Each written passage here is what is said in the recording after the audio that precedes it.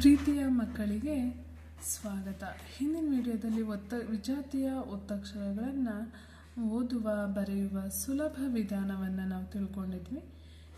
ಇಷ್ಟೆಲ್ಲ ಪದಗಳನ್ನ ಹೇಗೆ ಬಿಡಿಸಿ ಬರೆದು ಅದನ್ನು ಓದೋದು ಬರೆಯೋದು ಅಂತ ತುಂಬ ಬ್ರೀಫಾಗಿ ತಿಳ್ಕೊಂಡಿದ್ವಿ. ಸೊ ಈ ವಿಡಿಯೋ ನಿಮಗೆ ಅರ್ಥ ಆಗಿದೆ ಅಂತ ಭಾವಿಸ್ತೀನಿ. ಇವತ್ತಿನ ವಿಡಿಯೋದಲ್ಲಿ ಗ್ರಾಂಥಿಕ ರೂಪ ಎಂದ್ರೇನು ಅಂತ ತಿಳ್ಕೊಳ್ಳೋಣ.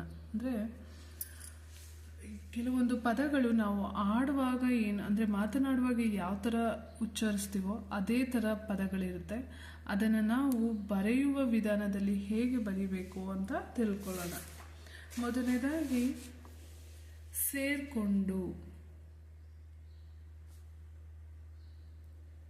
ಏತ್ವಂದೀರ್ಘ ಸೇ, ಓತ್ವಾರೋಗೆ ಕಾವತ್ತು, ಅನುಸ್ವಾರ ಡು, ಸೇರ್ಕೊಂಡು.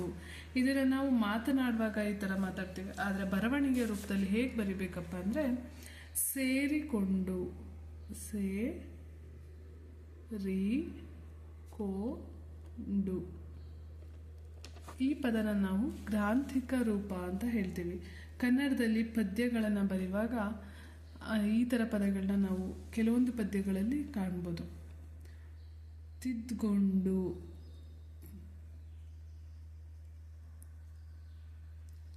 ಇದರ ಬರವಣಿಗೆ ರೂಪ ತಿದ್ದುಕೊಂಡು.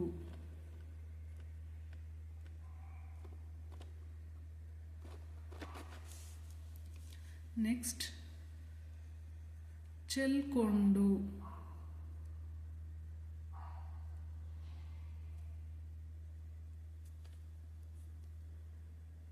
ಚೆಲ್ಲಿಕೊಂಡು.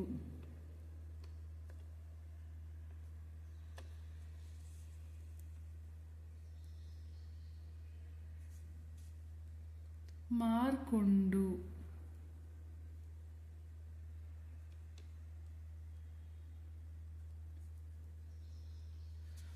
ಹಣ್ಣು ತರಕಾರಿನ ಮಾರ್ಕೊಂಡು ಬಂದ್ಯಾ ಅಂತ ಕೇಳ್ತೀವಿ.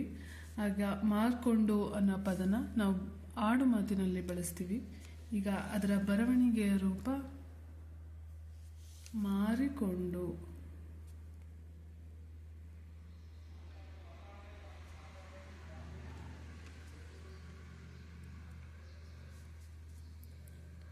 ಕೂತ್ಕೊಂಡು,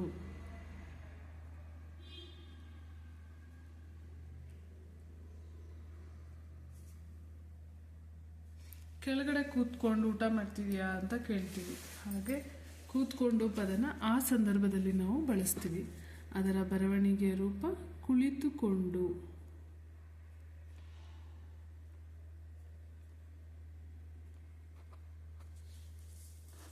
ಕನ್ನಡ ಪಠ್ಯ ಪುಸ್ತಕದಲ್ಲಿ ಈ ರೀತಿ ಹಲವಾರು ಪದಗಳನ್ನ ನಾವು ನೋಡ್ತಾ ಇರ್ತೀವಿ. ಅದರ ಅರ್ಥವನ್ನು ನೀವೀಗ ತಿಳ್ಕೊಳ್ಳಿ. ನೋಡಿಕೊಂಡು,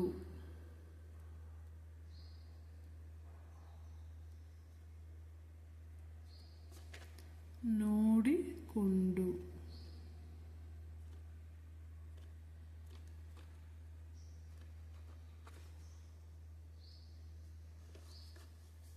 ನಿಂತ್ಕೊಂಡು.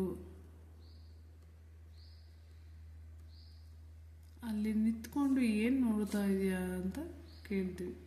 ನಿಂತುಕೊಂಡು.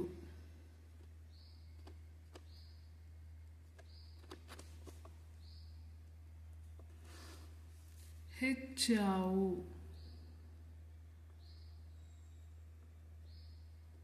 ಹೆಚ್ಚಾವು, ಹೆಚ್ಚಾದವು, ಹೆಚ್ಚಾದವು.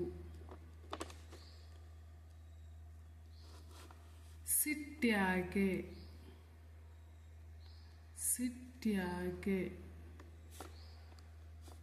ಸಿಟ್ಟು ಏಕೆ.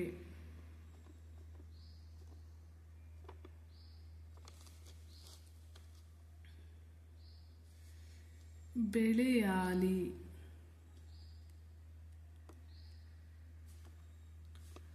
ಬೆಳೆಯಲಿ.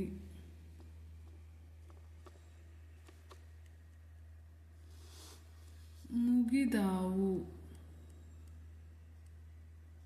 ಮುಗಿದಾವು, ಮುಗಿಯುತ್ತದೆ.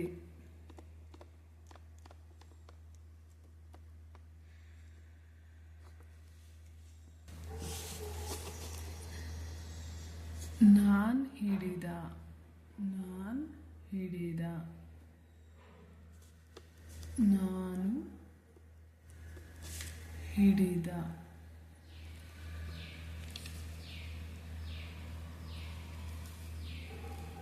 ಕುಕ್ಕೇಲಿ ಕುಕ್ಕೇಲಿ ಕುಕ್ಕೆಯಲ್ಲಿ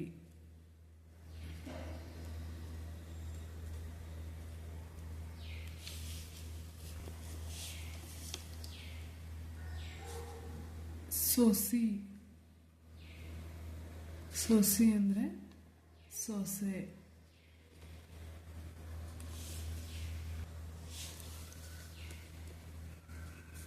ಬರ್ತಾನೆ ಬರುತ್ತಾನೆ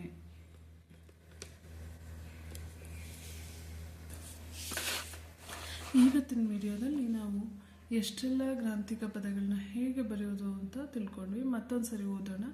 ಸೇರ್ಕೊಂಡು ಸೇರಿಕೊಂಡು, ತಿದ್ಕೊಂಡು ತಿದ್ದುಕೊಂಡು, ಚೆಲ್ಕೊಂಡು ಚೆಲ್ಲಿಕೊಂಡು, ಮಾರ್ಕೊಂಡು ಮಾರಿಕೊಂಡು, ಕೂತ್ಕೊಂಡು ಕುಳಿತುಕೊಂಡು, ನೋಡಿಕೊಂಡು ನೋಡಿಕೊಂಡು, ನಿಂತ್ಕೊಂಡು ನಿಂತುಕೊಂಡು, ಹೆಚ್ಚಾವು ಹೆಚ್ಚಾದವು, ಸಿಟ್ಟ್ಯಾಕೆ ಸಿಟ್ಟು ಏಕೆ, ಬೆಳೆಯಾಲಿ ಬೆಳೆಯಲಿ, ಮುಗಿದಾವು ಮುಗಿಯುತ್ತದೆ, ನಾನು ಹಿಡಿದ ನಾನು ಹಿಡಿದ, ಕುಕ್ಕೇಲಿ ಕುಕ್ಕೆಯಲ್ಲಿ, ಸೊಸಿ ಸೊಸೆ, ಬರ್ತಾನೆ ಬರುತ್ತಾನೆ.